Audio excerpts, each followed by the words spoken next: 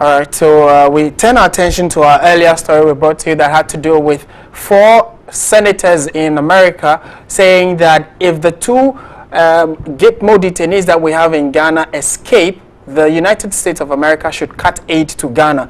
$10 million for each, so that'll be $20 million if both of them escape. We've been joined on the line by Dr. Vladimir Antwi Danso. He is the Director of Academic Affairs at the Ghana Armed Forces Command Staff College. Good afternoon, sir. Thank you very much for your time. You're very welcome. All right, to start with, there are those who are asking, how dare these senators to more or less threaten Ghana that if these 2 gentlemen escape or run, we are to bear the brunt for it? Do they have the right to even say that? Well, every senator has every right to appeal to Senate to enact laws, no matter, how stupid the law may be. And if it does come, it goes with their names.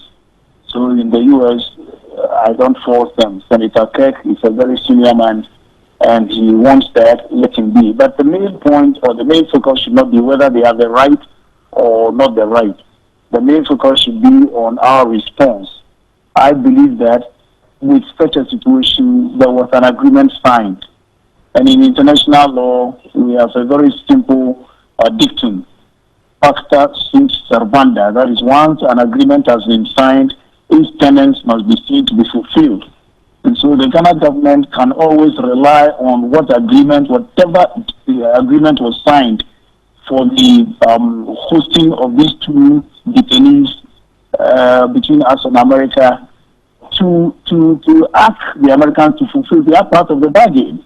So I don't see why we should panic about this. I think before the senators themselves also accede to the request, they would have to refer to the treaty. Are there any clauses in the treaty or the agreement that states what Senator Kirk and his compatriots are saying? If it's not, then we don't have to panic.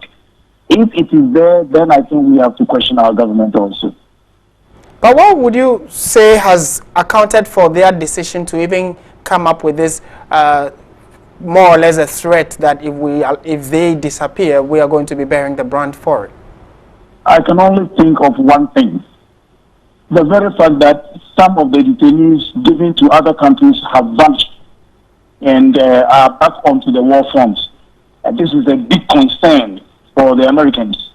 So I think in an afterthought kind of situation, they think they should always add a clause to bind the host countries to be more vigilant so that these guys don't go back to their mother organizations to foment trouble for America.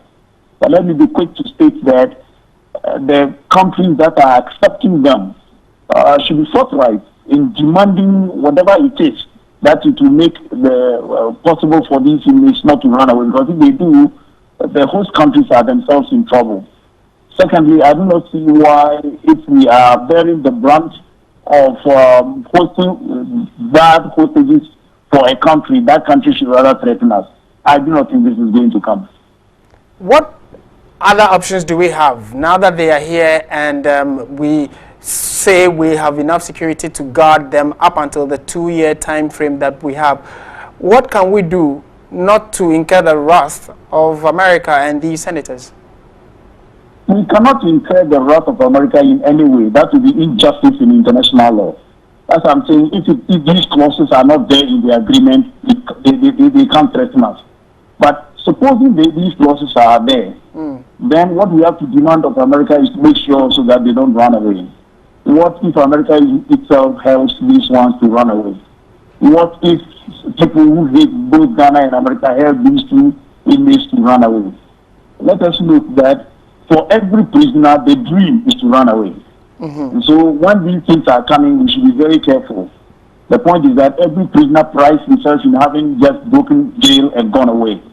And so we should be very careful. The option left to us is to go back to America and say, either this treaty with those clauses are bad, or give us so much money or enough money to be able to house them in very safe places so that they don't run away. But my final question to you, Doc, is these are free men, or so we are told to believe. Free men because they've not been convicted.